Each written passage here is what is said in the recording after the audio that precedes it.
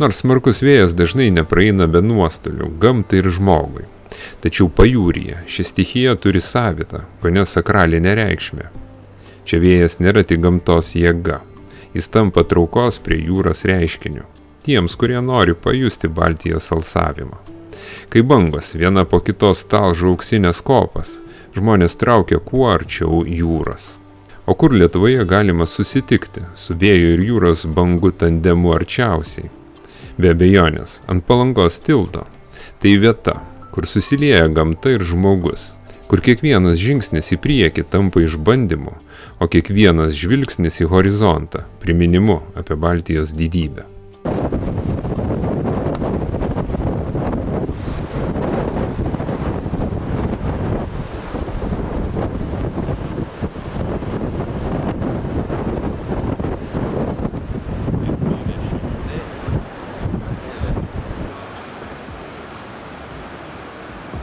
Tad net saulėta ir kaip paskutiniam šių metų sekmadienį pakankamai šiltą popietę ir mes patraukėme būtent ten. Ant tilto netruko smalsuolių, vieni stabteldavo tik akimirkai, kiti pasilikdavo ilgiau. Stebėdami bangas gal visai nejučiamis ryždavosi praeiti visų šiuo jūros taku.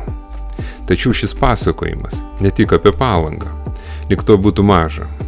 Kviečiame jūs keliauti dar toliau ir palydėti saulę pas broliukus latvius į Liepoją. Ten Baltijos jūra savo galią demonstravo dar ryškiau.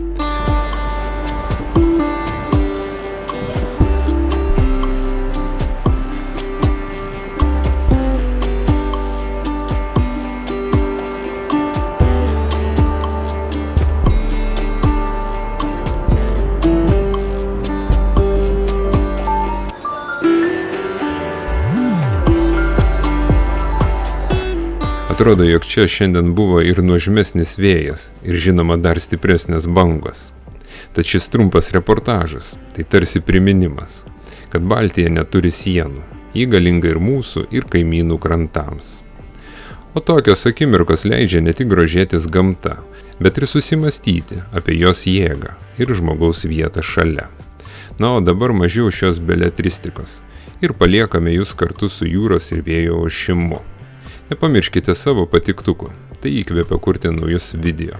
Greitai susimatysime.